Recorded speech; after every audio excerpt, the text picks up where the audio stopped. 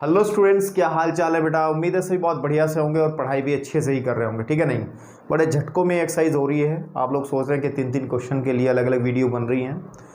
कुछ टेक्निकल कारण हो गया था कि पिछली वीडियो में मैं तीनों क्वेश्चंस नहीं करवा पाया, लेकिन चलिए कोई बात नहीं। इसमें क्या है कि अब आ गई वीडियो आपके सामने और अब कंप्लीट कर लीजिए। चैप्टर ख़त्म हो गया, फाइनल वीडियो है। इसके बाद आपको लगातार वीडियोज़ जो मिलेंगी अब मतलब अब चैप्टर नंबर जो हमारे पास में 11 है, रचनाओं वाला है, उसमें मुझे फेस ऑफ वाली वीडियो बनानी पड़ेगी। मतलब मैं आपको दिखूंगा नहीं, मेरा सिर्फ हाथ आपको दिखाई देगा, क्योंकि वो वीडियो मैं बोर्ड पे तो करा नहीं पाऊंगा। कंस्ट्रक्शन की वीडियो हैं, रचनाएं जो करानी है, 11वां चैप्टर इम्पोर्टेंट है, क्वेश्चन आता है तो मैं उसको छोड़ूंगा, नहीं कराऊंगा। तो उसके लिए फेस ऑफ वीडियो आएंगी। फेस ऑफ का मतलब है कि आप समझते हो कि मेरा हाथ दिखाई देगा आपको और बाकी आवाज़ मेरी ही रहेगी, उसमें कोई दिक्कत वाली बात नहीं है, ठीक है। और फिर बाकी के जितने चैप्टर हैं वो सामान्य चैप्टर है ही हैं, सिर्फ 11वें चैप्टर को छोड़ के। तो चलिए आज फटाफट पहले फिनिश कर लेते हैं। जो ये चैप्टर हमारा व्रत चल रहा है, इसमें 3 क्वेश्चन बाकी हैं। इन तीनों क्वेश्चंस को ख़त्म कर लेते हैं इजीली, है ना। और फिर देखते हैं क्या बनती है बात आगे की तरफ, ठीक है। चलिए, हमारे पास में क्वेश्चन जो है इसके बचे थे बेटा मेरे पास में हाँ, तो लगभग क्वेश्चन हमने करा लिए इसमें 10। ये 11वां क्वेश्चन आपके पास में है और 11वां क्वेश्चन पहले से ही लिखा है कि कह रहा है हमारे पास में कि सिद्ध करो कि किसी वृत्त के परिगत समांतर चतुर्भुज समचतुर्भुज होता है। तो अच्छा क्वेश्चन है। तो इसमें का वृत्त तो आप जानते ही हो, समांतर चतुर्भुज भी आप जानते हो कि एक ऐसा चतुर्भुज होता है ना, बेसिकली कि जिसके आमने सामने की साइड्स जो हैं वो समांतर होती हैं, है ना, और बराबर भी होती हैं। ये इसके समांतर है, इसके, है ना। जैसे मैं नाम कहूँ कि ए है, बी है, सी है और डी है। तो समांतर चतुर्भुज की प्रॉपर्टी के बारे में बात करें कि क्या खास बात रहती है कि वो होता है कि जो ए बी है वो समांतर होगी सी डी के, और साथ ही साथ ए बी बराबर होगा सी डी के। ये बात ध्यान रखने वाली है। और एक कंडीशन और है कि जो ए डी है वो समांतर होगी बी सी के, और बेटा ए डी जो है वो लंबाई में भी बी सी के बराबर होगी। तो ये कंडीशन जो है किसी भी समांतर चतुर्भुज के लिए ये कंडीशन होती है, ठीक। मतलब इसके अंदर जो समांतर चतुर्भुज वाली टर्म आई है ये पहले आप पढ़ चुके, क्लास 9th का टॉपिक है पूरा, तो वहाँ भी आपने ये प्रॉपर्टीज़ पढ़ी होंगी, है ना। लेकिन चलो हमने रिकॉल कर दिया तो आपको, ताकि प्रूव करने में आसान रहे। और उसके बाद वो कह रहा है कि समचतुर्भुज ही इसी का ही हिस्सा एक चीज़ होती है। उसमें फ़र्क क्या आता है बता देता हूँ मैं, फिर उसके बाद सवाल करूँगा कि ये भी एक समांतर चतुर्भुज ही होता है। क्या होता है?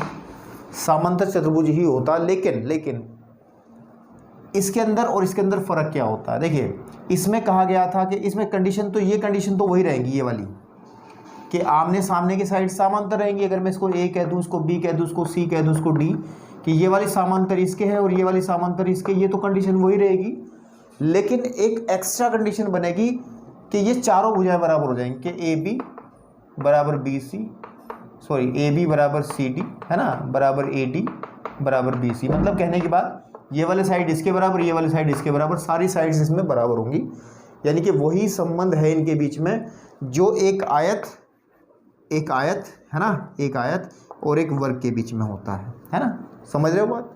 तो बस अगर आपको समचतुर्भुज दिखाना है बेटा, तो सिर्फ अतिरिक्त चीज़ क्या दिखानी है कि ये सारी चीज़ें, यानी कि सारी भुजाएं इसकी बराबर मेरे को दिखा देनी है, ठीक है। तो चलिए इसको शुरू करते हैं क्वेश्चन को। क्वेश्चन बड़ा अच्छा क्वेश्चन है और ये पिछले कुछ सालों में पूछा भी गया है। मैं आपको बता दूं, बोर्ड परीक्षाओं के अंदर एनसीईआरटी पैटर्न जब से पेपर बना है, ठीक है, तब से। तो इसको करने के लिए सबसे पहले हम लोग एक डायग्राम बना लें ताकि चीज़ें क्लियर हो जाए, है ना। वो कह रहा वृत्त के परिगत, है ना। हम एक वृत्त बना लेते हैं यहाँ पे, ठीक है। सही सा वृत्त बना लो, है ना। ठीक सही ही बन रहा है लगभग, है ना। आपके पास में रचनाओं में जब हम चैप्टर 11 करेंगे तब बढ़िया वर्क बनाएंगे, क्योंकि उसमें प्रकार का सहारा लेंगे, ठीक है। अब हमारे पास में इसके परिगत समझते हो, इसके अराउंड, यानी कि चारों तरफ आपके पास में एक समांतर चतुर्भुज। तो ऐसे बना ले रहे हैं कि एक साइड तो ये आ गई हमारे पास में, है ना। इसके समांतर एक भुजा ये आ गई और एक साइड हमारे पास में ये आ गई, क्योंकि ये जो भुजाएं होंगी ये इसकी समांतर जो चतुर्भुज की भुजाएं होंगी वो इस वृत्त की स्पर्श रेखाएं होंगी बेसिकली, तभी तो इसके परिगत बनेगा ना। परिगत का मतलब क्या है भाई? जो इसकी स्पर्श रेखाओं से बन रहा हो, बात सीधी सीधी है यही, है ना, क्लियर है कि हमारे पास में ये जो A है, अगर इसको मैं B कह दूं, इसको मैं C कह दूं और ये D है, तो मेरे को इसको केंद्र कह लो।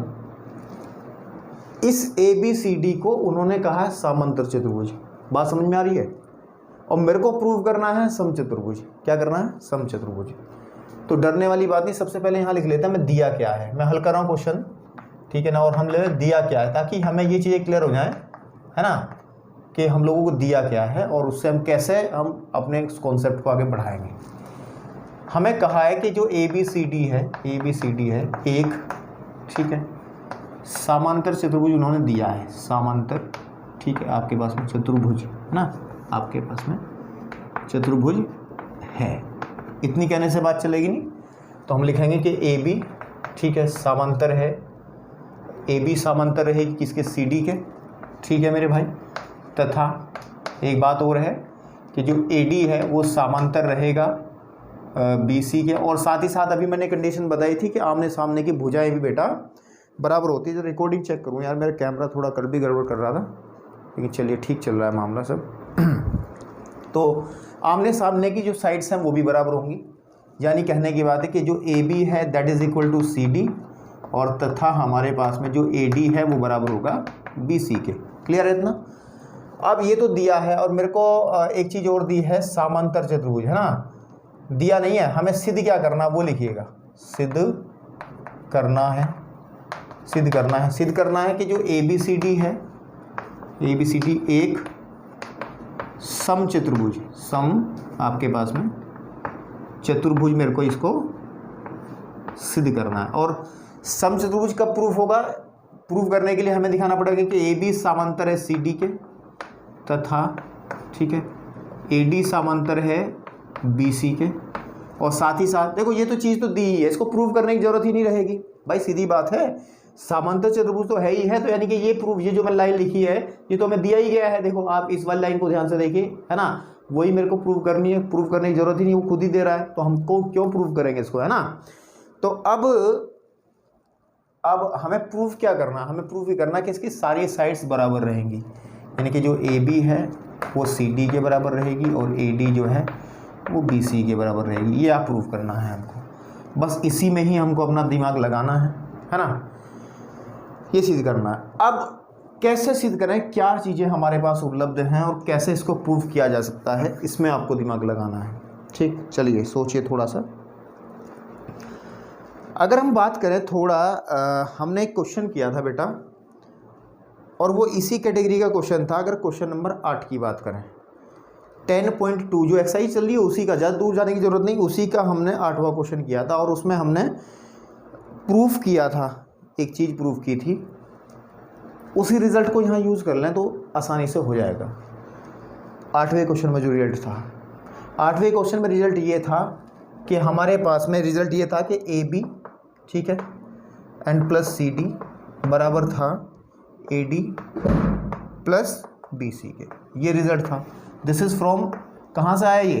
क्वेश्चन नंबर 8, क्योंकि क्वेश्चन नंबर 8 का जो क्वेश्चन था उसका भी स्टेटमेंट वही है, मतलब वही है जो इसका है, ठीक है। उसने भी यही कहा था कि एक वृत्त के परिगत एक क्या लेना था, चतुर्भुज है ना आपके पास में, तो हमें ये कंडीशन प्रूव करनी थी। चलिए, लेकिन हम लोग वहाँ से डायरेक्ट नहीं उठाएंगे इसको, क्योंकि वहाँ पे एक फॉल्ट था, वहाँ पे समांतर वाली बात नहीं की थी, तो आप कभी चक्कर में पड़ जाओ। तो मैं क्या कर रहा हूँ, मैं इस कंडीशन को दोबारा प्रूव करके दिखाऊंगा आपके सामने। ठीक, इसको प्रूव करने के लिए मेरे को क्या करना रहेगा, ये जो कुछ पॉइंट्स हैं यहाँ पे, स्पर्श बिंदु कहिएगा इनको, ये जहाँ पे स्पर्श रेखा बनी है, एक ये है, एक ये है, एक ये है और एक ये है, इसको मैं P कह दे रहा हूँ, इसको मैं Q कह दे रहा हूँ, इसको मैं R कह दूंगा और इसको मैं S कह दूंगा, है ना।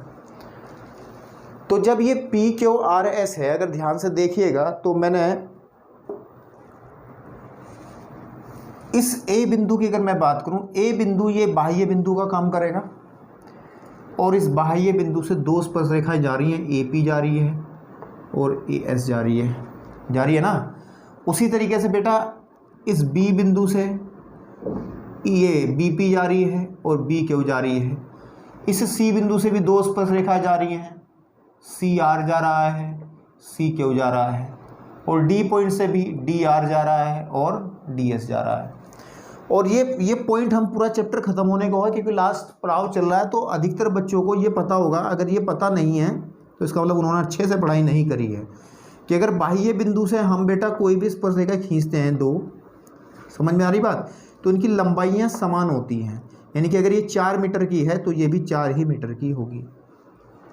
तो इस कॉन्सेप्ट का अगर हम यूज़ कर लें, तो इस कॉन्सेप्ट का हम यूज़ कर लें तो हम लोग लिख सकते हैं कि जो AP है that is equal to, AP है हमारे पास में, वो AS के बराबर होगी। AP जो है वो AS के बराबर होगा या नहीं होगा? AP बराबर AS होगा।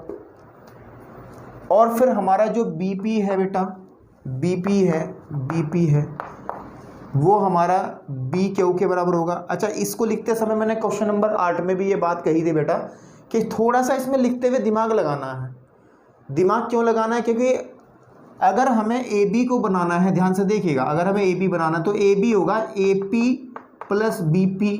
समझ में आ रही बात? यानी कि ये वाले हिस्से को ये वाले हिस्से को जोड़ना पड़ेगा। और ये जुड़ेंगे क्या?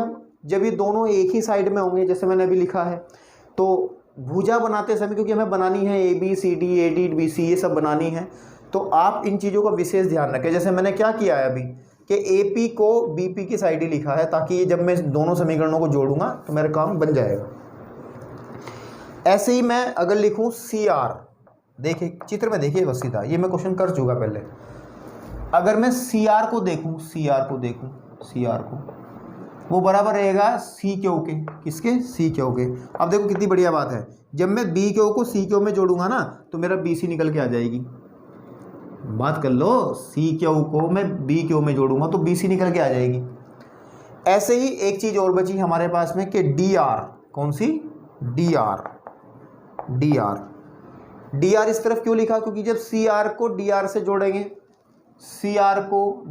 जोड़ेंगे तो हमारा DC निकल के आ जाएगा भाई, है ना। तो that is equal to DS। बस टेंशन लेने वाली बात नहीं। और इन सब का एक कारण लिखा जा सकता है। क्या?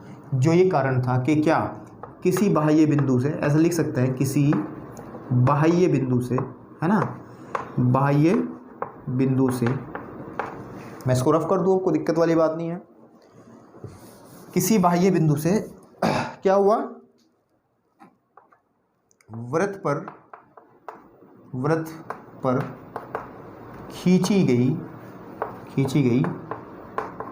स्पर्श रेखाओं, ठीक है, स्पर्श रेखाओं की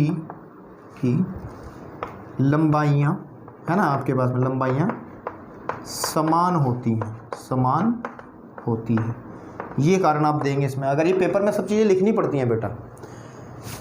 अब अगर मैं थोड़ी सी बात इसको कर लूँ यहाँ पे, कि इसको मैं 1 समीकरण कह लूँ, इसको मैं 2 कह लूँ, इसको मैं 3 कह लूँ, इसको मैं 4 कह लूँ, और मैं क्या करता हूँ यहाँ पे समीकरण 1 + 2 + 3 + 4 कर देता हूँ, तो मेरे पास बनेगा AP, यानी कि इधर का जो लेफ्ट हैंड साइड है वो लेफ्ट हैंड साइड में जुड़ जाएगी, और राइट हैंड साइड में। तो AP + BP + CR + DR is equal to रहेगा AS, ठीक है बेटा, और BQ + CQ एंड + DS।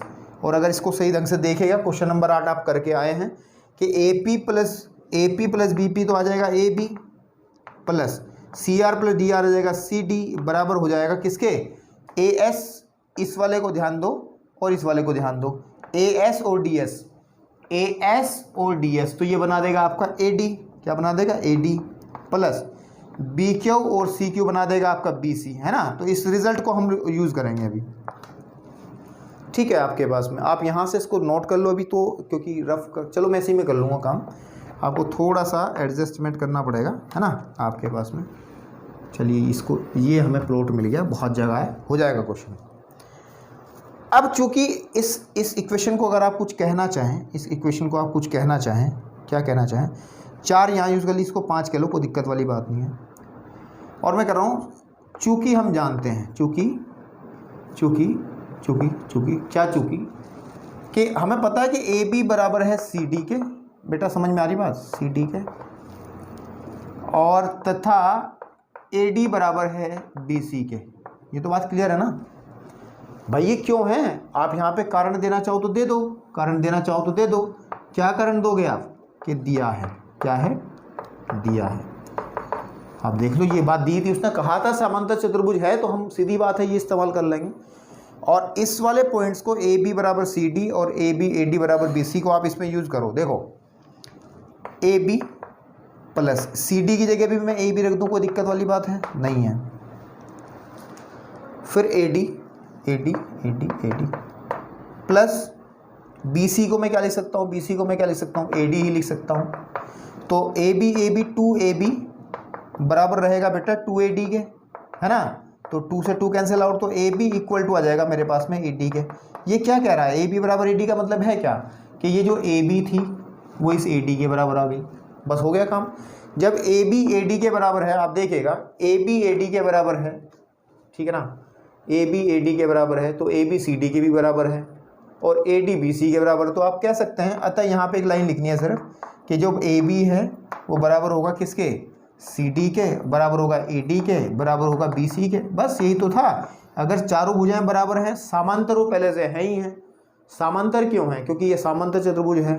बस कि चारों भुजाएं बराबर हैं और आमने सामने की भुजा समांतर हैं, तो बेटा ये क्लियर है कि ये एक समचतुर्भुज है। ठीक है, फाइनल। तो ये क्वेश्चन आप अच्छे से कर लीजिएगा और हम चलते हैं, 2 क्वेश्चन और बचे हैं इसके, 12वां और 13वां। चलिए 12वें क्वेश्चन की तरफ चलते हैं। ठीक, चलिए भाई बात करते हैं क्वेश्चन नंबर 12 में लिखा क्या है। कह रहा है 4 सेंटीमीटर त्रिज्या वाले एक वृत्त के केंद्र के परिगत, एक वृत्त के परिगत एक त्रिभुज ABC इस प्रकार है कि रेखाखंड BD तथा DC, ठीक है ना, जिनमें स्पर्श बिंदु D द्वारा BC को विभाजित है, अच्छा, की लंबाइयाँ क्रमशः 8 सेंटीमीटर और 6 सेंटीमीटर, बिल्कुल सही है। और भुजाएं हैं, तो हमें भुजाएं AB तथा AC हमें क्या करना है, फाइंड आउट करने, ज्ञात करनी है। अच्छा, आपको अगर लैंग्वेज समझ में ना आ रही हो तो आपके पास NCERT किताब है भाई, थोड़ी राइटिंग समझने में समस्या आ रही हो अगर हमारी, तो NCERT किताब में ये क्वेश्चन पढ़िएगा, इजीली समझ में आ जाएगा। और चित्र भी इस क्वेश्चन वाले ने ही बना के हमें दिया है, मैंने, ऐसा नहीं है कि मैं खुद ही बना दिया। तो अब मैं क्वेश्चन को समझा दूँ एक्चुअली क्या क्या रहा है। देखिए, वो कह रहा है कि मेरे पास में एक वृत्त है 4 सेंटीमीटर का, कितना, 4 सेंटीमीटर त्रिज्या वाला। देखो दिख भी रहा होगा, ये जो त्रिज्या है इसकी, ये कितनी है, 4 सेंटीमीटर है, ठीक है। और आपके पास में एक स्पर्श बिंदु D है, ये स्पर्श बिंदु D है जिसका जिक्र जो है क्वेश्चन में उसने किया है। देखिए स्पर्श बिंदु D किया है ना, और ये कहा है कि ये जो हिस्से हैं, ये जो है कि ये 6 सेंटीमीटर का है ना, आपके पास में कितने का है, 6 सेंटीमीटर, और इधर वाला हिस्सा जो है वो कितना है, 8 सेंटीमीटर का है। इतना डाटा दिया है हमें, पर्याप्त इतना डाटा दिया है। और क्या कह रहा है कि हमें AB का मतलब ये वाली साइड जो है इसकी, ये वाली साइड जिस पे मेरा चौक जो चल रही है, ये वाली AB साइड निकालनी है आपको। एक्चुअली AB भी स्पर्श रेखा ही है ना आपके पास में इसकी, और हमारे पास बेटा ये वाली साइड इसकी निकालनी है, हमें 2 साइड निकालनी है। अब हमें अपने दिमाग के घोड़े दौड़ाने हैं और कैसे इसको निकालना है और क्या क्या चीज़ें हमें पता हो सकती हैं, उस बारे में बात करते हैं, ठीक है। अच्छा ठीक है, D। तो एक काम कर लें पहले, थोड़ा सा इसको, अगर मैं ये D है तो मैं ना इस स्पर्श, ये भी एक स्पर्श बिंदु है ना, और ये भी एक स्पर्श बिंदु है बेटा, तो ये D है तो मैं इसको DE और इसको मैंने बोल देता हूँ F, DEF, है ना आपके पास में, ताकि हमें क्वेश्चन करने में आसानी रहे, है ना। DEF या क्लॉकवाइज ही घुमा लो, इसको आप E कह लो, इसको आप F कह लो, इसको कोई फ़र्क पड़ने वाला नहीं है, ठीक है। एक बार रिकॉर्डिंग चेक कर लूँ मैं भी यार, अपनी कैमरे की आजकल समस्याएं आ रही हैं मेरे साथ, चलिए कोई बात नहीं, ठीक है, सब बढ़िया है। तो क्या आपके माइंड में आता है, सबसे पहली बात तो ये है, देखिए अगर हम इस पॉइंट की बात करें C की, ठीक है ना, अगर CD, देखो CD को ध्यान से देखिए, CD जो है वो बाह्य बिंदु C से ना इस वृत्त पर स्पर्श रेखा बना रहा है, ये वाली, और सेम कंडीशन में जो CE है ये भी स्पर्श रेखा है। तो क्लियर कट ये चीज़ है कि हमें पता है कि जो आपकी CE होगी that is equal to CD के बराबर होगा, और CD कितनी है, 6 सेंटीमीटर है। तो ये तो हम लिख ही सकते हैं, क्योंकि बाह्य बिंदु से स्पर्श रेखा की लंबाइयाँ बराबर होती हैं। वही केस हम लोग इधर की तरफ फॉलो कर सकते हैं बेटा, कि D अगर बाह्य बिंदु है तो जो BD है और जो BF है ये दोनों बराबर रहेंगी। यानी कि आप ये लिख सकते हैं कि BF is equal to BD, and BD जो है हमारी दी गई है 8 सेंटीमीटर। इनका आप कारण दे सकते हो। कारण क्या दे सकते हो कि बाह्य बिंदु से, जो अभी लिखा था मैंने क्वेश्चन में, बाह्य बिंदु से, ठीक है, आपके पास में बिंदु से स्पर्श रेखा की लंबाइयाँ, स्पर्श रेखाओं, ठीक है, रेखाओं की, ये बहुत बार लिख दिया मैंने, कि लंबाइयाँ समान होती हैं। अच्छा, इसमें वृत्त का जिक्र नहीं हुआ, लेकिन आप लिख लेना जो लैंग्वेज पहले लिखी थी कि बाह्य बिंदु से किसी वृत्त पर, ऐसा लिख सकते हैं कि बाह्य बिंदु से किसी वृत्त पर, तो पूरा अच्छा लगेगा वो लिखा हुआ। अब चलिए, हमने बात कर ली कि अगर 6 सेंटीमीटर है तो ये भी बेटा हमारा 6 सेंटीमीटर होगा, और ये भी हमारा 8 सेंटीमीटर होगा, कोई दिक्कत वाली बात नहीं है। अब हमें कहने की बात ये, आधी तो पता चल गई, क्लियर ना, आधी ना कह करके कुछ हिस्सा, आधी तो भाई आधी का मतलब तो फिर आधी है तो 12 हो जाएगी, ऐसा नहीं है ना। तो कुछ पार्ट इस AB का हम लोग को पता चल गया, हमें ये पता करना है। अच्छा, इसको हम अगर मान लें X, तो जो कंडीशन इसकी है, ये भी तो बाह्य बिंदु है मेरे भाई, तो अगर ये X है तो ये भी तो X ही होगी, तो इसको हम X कह देंगे, ठीक है। तो इसको भी लिख दो यहाँ कि जो मेरे पास में जो AE है that is equal to AF और that is equal to X। इसका कारण भी यही रहेगा, जो ऊपर लिखा है, सही है, ठीक है।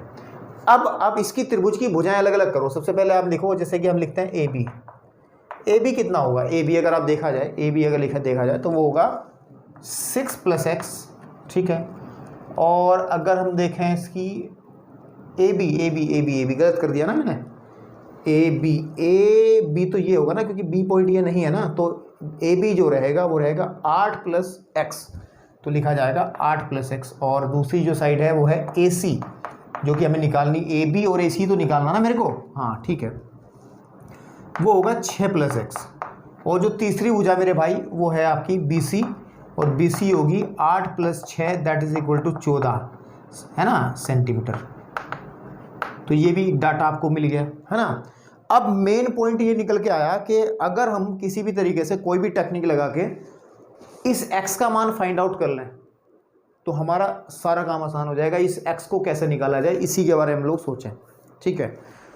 तो कैसे किया जाए, क्या हो सकता है इसमें, हाँ ठीक है, हो सकता है। अगर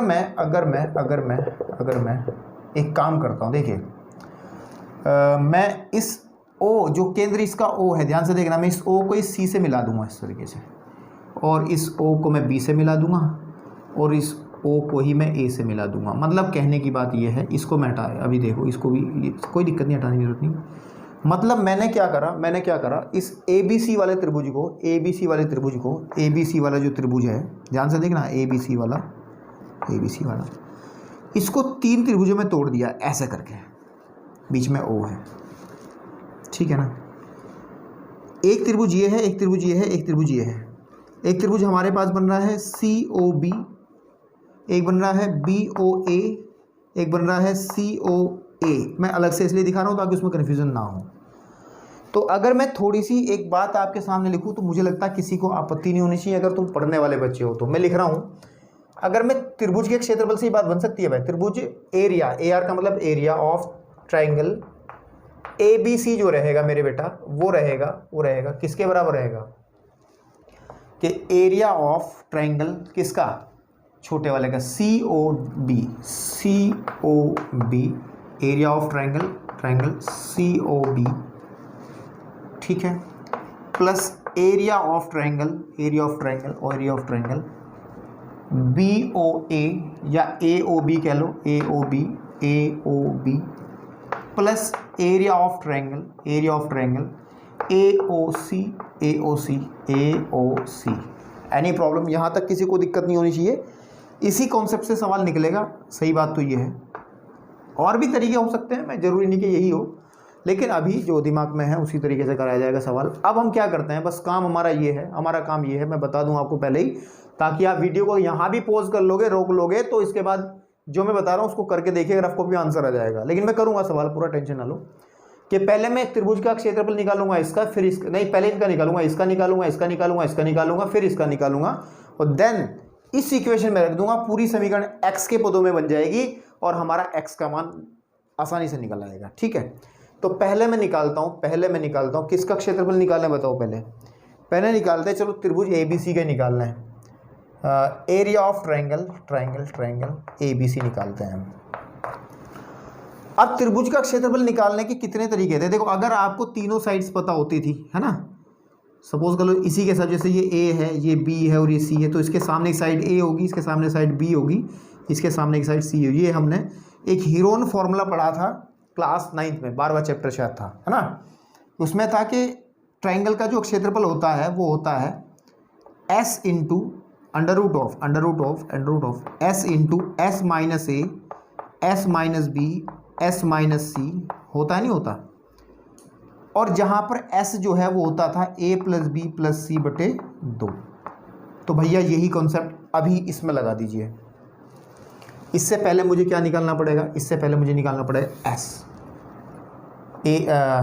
ट्राइंगल ABC में आप कर सकते हो, में अगर हम बात करें S इज इक्वल टू रहेगा, कौन कौन सी साइड बराबर, कौन कौन सी साइड जुड़ेंगी इसमें, ध्यान से देखिएगा।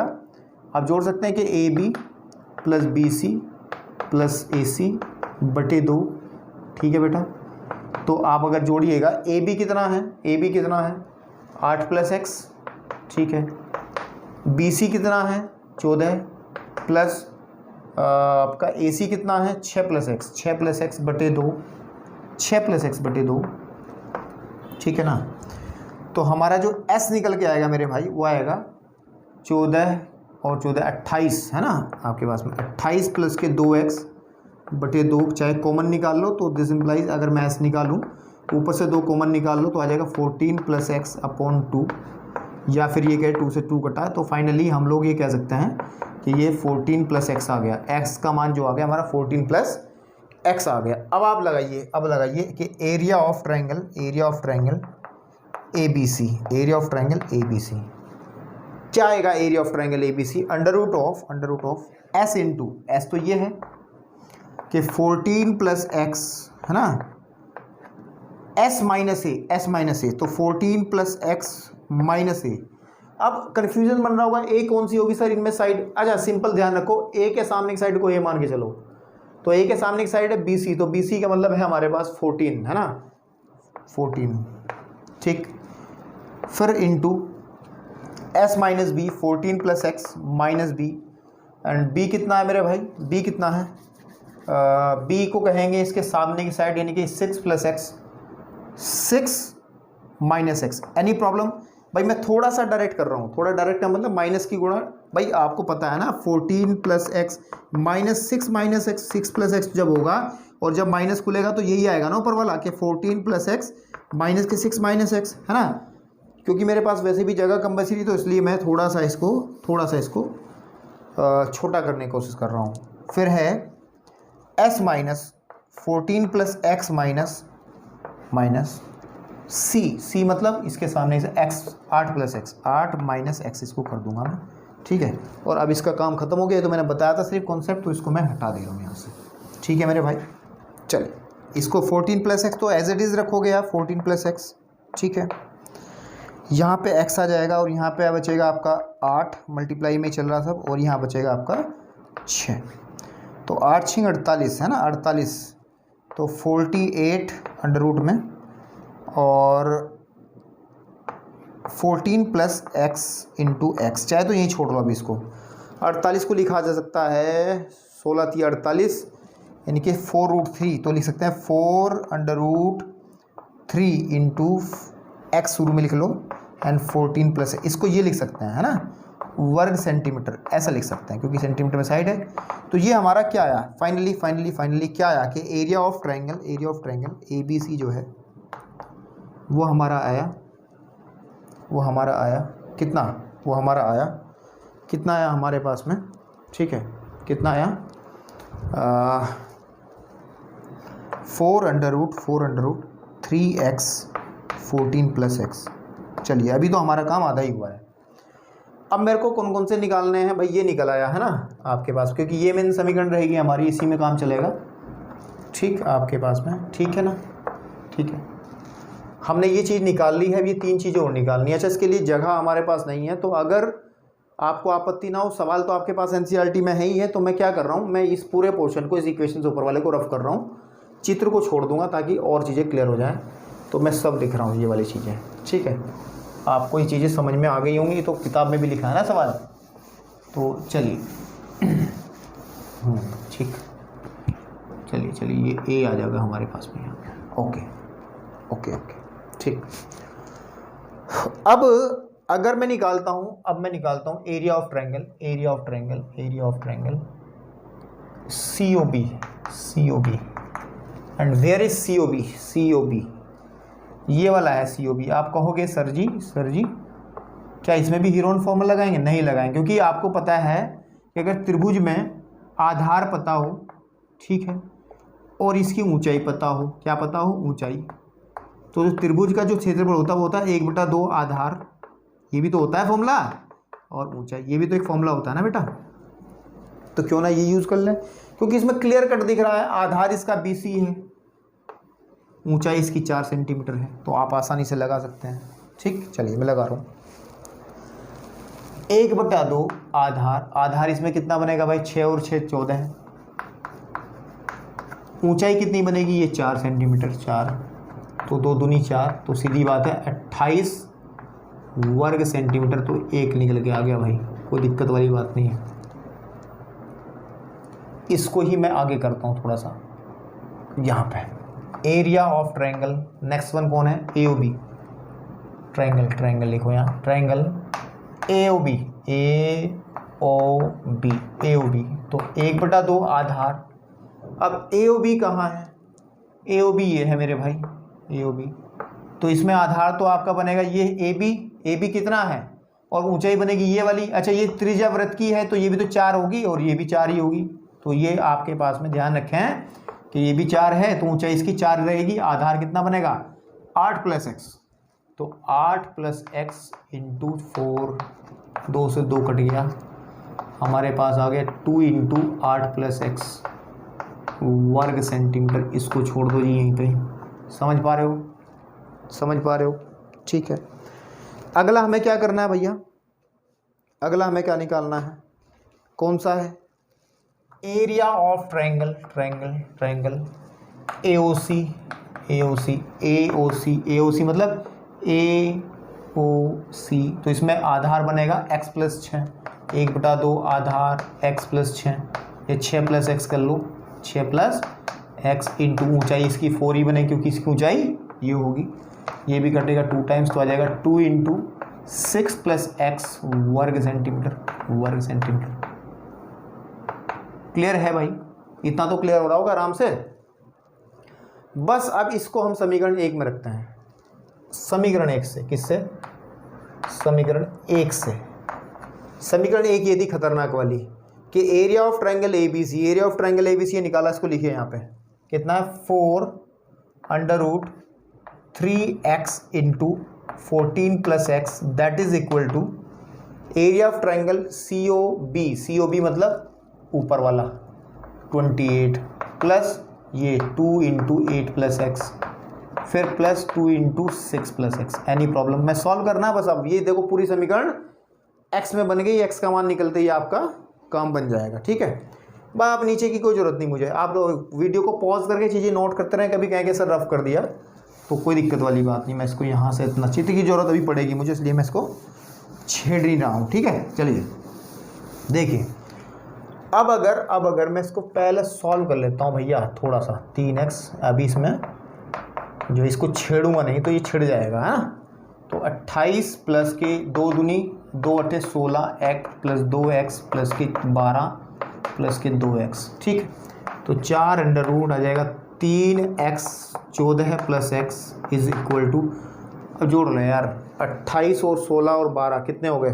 28 16 12, 28 16 12, 28 28 56 हो गया, समझ रहे हो। 16 और 12 28 हो गया, और 28 + 56 हो गया, है ना, प्लस के 4x। अब ध्यान से देखिए, 4√3x और 14 + x is equal to, common निकाल लूँ 4, अंदर बचा है कितना, ठीक है आपकी 14 + x, एनी प्रॉब्लम, 14 + x। 4 से 4 कैंसिल आउट हो जाएगा, दोनों पक्षों का वर्ग कर दो ताकि एंड रूट हट जाए।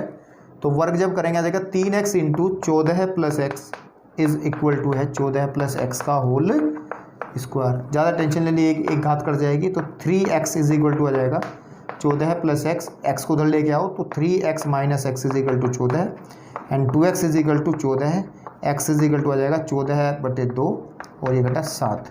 तो x की वैल्यू कितनी आई, x is equal to finally कितना आया हमारा 7। और जब x 7 है तो a b बताइए कितना होगा, a b का मतलब ये a b था x + k 8, यानी कि 7 + 8 इज इक्वल टू 15 सेंटीमीटर। ठीक है भैया। और आपका जो AC है that is equal to x + 6 यानी कि 7 + 8 इक्वल टू आ जाएगा 7 + 6 है ना, 6 13 सेंटीमीटर। ठीक है जी। तो बस यही आंसर निकालना था आपको, फाइनल चेक कर सकते हो पीछे NCERT में, तो आपका काम बन जाएगा। ठीक है, चलिए बचा है इसका लास्ट क्वेश्चन, और लास्ट क्वेश्चन कर दे रहे हैं ताकि ये चैप्टर ख़त्म, और फिर देखेंगे इसके बारे में कुछ बात करनी है नहीं करनी, जो भी है। चलिए सर, चलिए बात करते हैं क्वेश्चन नंबर 13। और खुशी की बात यह है कि लास्ट क्वेश्चन इस चैप्टर का है, फिर नए चैप्टर पे चलेंगे। ठीक, चलिए। इसमें कहा है कि सिद्ध कीजिए कि किसी वृत्त के परिगत बनी चतुर्भुज की आमने सामने की भुजाएं केंद्र पर संपूरक कोण अंतरित करती हैं। मतलब क्या है, पहले समझ लीजिए। पहले एक वृत्त बना लीजिए, सिंपल सी बात तो ये है, वृत्त थोड़ा ठीक ठाक बना लें। लास्ट क्वेश्चन है ये इस चैप्टर का आपके पास में। तो ये हमारे पास कोई वृत्त है, ठीक है, और इसके परिगत एक चतुर्भुज है। ये नहीं स्पेसिफाई किया कि कैसा चतुर्भुज है, कैसा भी हो सकता है। सपोज कर लो हमने थोड़ा सा इसको ऐसा बनाया ताकि ये स्पेशल ना बने। स्पेशल का मतलब कुछ समांतर ना बन जाए, या फिर जैसा है कि ये थोड़ा अलग सा बने, है ना। तो चतुर्भुज है हमारे पास में इस तरीके से। ठीक, बाकी साइड्स में इसकी रफ कर दे रहा हूँ। ठीक है, आपके पास ये वाला पॉइंट, ये वाला, और फिर ये वाला, ये थोड़ा सा इसको सही बना लें। Okay okay. और सेंटर इसका हमारे पास में ये है। मैं नामकरण कर रहा हूँ, उसको मैं A कह दे रहा हूँ, उसको मैं B कह दूँ, इसको मैं C कह दूँ, इसको मैं D कह दूँ। तो भाई साहब कहते हैं कि सम्मुख भुजाएं, चतुर्भुज की सम्मुख, जैसे AB है, ये सेंटर पे तो कोण ये बनाएगी ना, या नहीं बनाएगी? बिल्कुल बनाएगी। और ये वाली जो CD है उस सेंटर पे ये कोण बनाएगी। और अगर मैं इसको O कह दूं तो मेरे को सिद्ध करना ये है, सिद्ध करना मैं लिख दूं, अगर मैं सिद्ध करना है कि जो कोण है AOB प्लस जो कोण है DOC that is equal to 180। संपूरक का मतलब तो यही होता है ना कि ऐसे दो कोण, कि ये वाला कोण प्लस ये वाला कोण 180 बनना चाहिए। सिमिलरली हम ये भी प्रूव कर सकते हैं कि ये वाला कोण और ये वाला कोण भी 180 बनेगा, क्योंकि ये भी तो सम्मुख भुजाएं है ना चतुर्भुज की, ये वाली भी तो, या नहीं। तो आप सिर्फ एक पार्ट प्रूव कर दें, दूसरे की प्रूव करने की जरूरत नहीं, आप सिर्फ ये प्रूव कर दें, आपका काम बन जाएगा, पूरे नंबर आपको मिल जाएंगे, कोई दिक्कत वाली बात नहीं है। लेकिन करें कैसे, करें कैसे? देखिए, इसमें हमें स्पर्श रेखा वाला कॉन्सेप्ट ही अगर इन्वॉल्व करना है तो हमें इसके स्पर्श बिंदु बनाने पड़ेंगे यहाँ पे, ऐसे करके। एक ये है, एक ये है, 4 स्पर्श बिंदु। और इन 4 स्पर्श बिंदु का उसी तरीके से नामकरण करो जैसे मैंने आपके सामने पहले किया है। सपोज कर लो इसको मैं P कह दे रहा हूँ, इसको मैं Q कह दे रहा हूँ, इसको मैं R कह दूँ, इसको मैं S कह दूँ। और हल्का हल्का अगर मैं इसको इससे ड्रॉ कर दूँ यूँ, तो ये क्या है, ये त्रिज्या है ना वृत्त की, ये भी, ये भी, ये भी, और ये भी, और ये भी। क्या आ रहा दिमाग में, क्या आ रहा दिमाग में भाई? ये तो सिंपल सी बात है, 90-90 होगा, लेकिन 90 हमें कुछ हासिल होगा, देखते हैं ज़रा। इस क्वेश्चन को सिंपल बनाने के लिए मेरे हिसाब से आप एक काम करिए, इसकी नंबरिंग कर लो। क्या कर लो? नंबरिंग कर लो।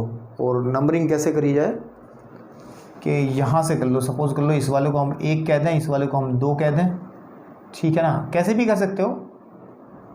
इसको हम लोग 3 कह दें, इस वाले कोण को हम लोग 4, इसको हम 5 कह दें, इसको हम लोग 6 कह दें, 7 कह दें और 8 कह दें।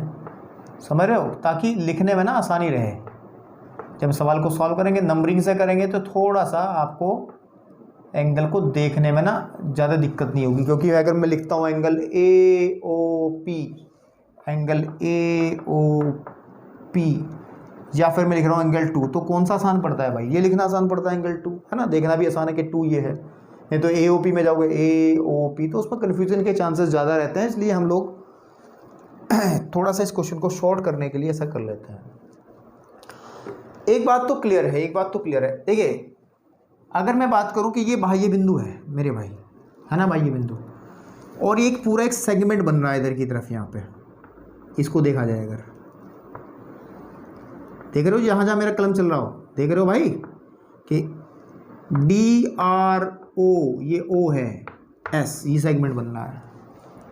इसमें ये वाला एंगल भी 90 है, ये वाला एंगल भी 90 है। और आप लोग अगर ध्यान दें, हमने 6 चैप्टर पढ़ाया है आपको सर्वांग क्षमता का, नहीं, त्रिभुज वाला। तो हम ये कह सकते हैं, ये हमने प्रूव किया है कि ये वाला और ये वाला त्रिभुज सर्वांगक्षम होंगे, और अगर सर्वांगक्षम होंगे तो ये वाला कोण भी इस वाले कोण के बराबर होगा। ऐसे ही ये एक सेगमेंट ये बन रहा है, अगर इसको बात करें, क्योंकि ये बाह्य बिंदु से 2 स्पर्श रेखाएं हैं और ये हमारे पास त्रिज्याएं हैं स्पर्श बिंदु से जाने वाली, तो उसमें एंगल 1 बराबर एंगल 2 रहेगा। तो आप ये लिख सकते हैं कि एंगल 1 बराबर रहेगा एंगल 2, और एंगल 3 बराबर रहेगा एंगल 4। देखते रहें, ठीक है आपके पास में। और एंगल 3 बराबर एंगल 4 हो गया आपके पास में, और एंगल 5 जो रहेगा वो एंगल 6 के बराबर रहेगा। एंगल 5 जो रहेगा ये वाला, वो 6 के बराबर रहेगा, ठीक है आपके पास में। और लास्ट वाला एंगल 7 जो है, that is equal to angle 8। ये चीज़ आपके पास में है। और हम एक चीज़ और जानते हैं, हम जानते हैं कि angle 1 plus angle 2 plus angle 3 plus angle 4 plus angle 5 plus angle 6 plus angle 7, ये तो पूरा आ ही नहीं रहा, तो नीचे लिख लो angle 1 plus angle 2 plus angle 3 plus angle 4 plus angle 5 plus angle 6 plus angle 7 plus angle 8 is equal to 360। कोई दिक्कत? पूरा चक्कर घूम गया भाई, तभी तो बना ना आपके पास में। ये एक प्रॉपर्टी यूज करो, बात बन जाएगी। हमें प्रूव करना है ए ओ बी। ए ओ बी क्या बनेगा? ए ओ बी यानी कि 2 प्लस 3, एंगल 2 प्लस एंगल 3, ये बनेगा ए ओ बी, है ना। और दूसरा क्या प्रूव करना है मेरे को? डी ओ सी, तो एंगल 7 प्लस एंगल 6। यानी कहने की बात ये है कि एंगल 2, एंगल 3, एंगल 7, एंगल 8 को हटा के सबको भगाना है। अच्छा, एंगल 1 को चेंज कर दो एंगल 2 से, क्योंकि आपको पता है 2 के बराबर है, ठीक है, प्लस एंगल 3 तो जो का तो रखो, एंगल 4 को चेंज कर दो एंगल 3 से, प्लस एंगल 5 को चेंज कर दो एंगल 6 से, प्लस एंगल 6 को रखो जो का तो, एंगल 7 को जो का तो एंगल 8 को चेंज कर दो एंगल 7 से, इज इक्वल टू किसके? 360 के। ध्यान से देखो, ये भी 2 हो गए, ये भी 2 हो गए, ये भी 2 हो गए, ये भी 2 हो गए। तो हम लिख सकते हैं क्या कि 2 कॉमन निकालना है कि एंगल 2 प्लस एंगल 3, और यहाँ भी 2 कॉमन निकालना है, angle 6 plus angle 7 is equal to 360। ठीक है भैया, इस 2 से पूरी इक्वेशन को डिवाइड करेंगे तो क्या बनेगा कि angle 2 plus angle 3 equal plus, है ना, आपके पास में angle 6 plus angle 7 is equal हो जाएगा 180, क्योंकि 2 से भाग करेंगे तो ये आधा हो जाएगा। अब बताइए कौन सा है? ये ए ओ बी है, angle A O B plus angle ये कौन सा है? D O C is equal to 180। बात खत्म हो गई भाई साहब, समझते रहना इसको आराम से। इतना बड़ा क्वेश्चन नहीं था, बिल्कुल ठीक ठाक क्वेश्चन था, आसान क्वेश्चन था, लास्ट क्वेश्चन था। ठीक है, चलिए इस चैप्टर की समाप्ति, और अब आप मस्ती करिए। नेक्स्ट चैप्टर के साथ आपके सामने फिर से हाजिर रहेंगे। धन्यवाद।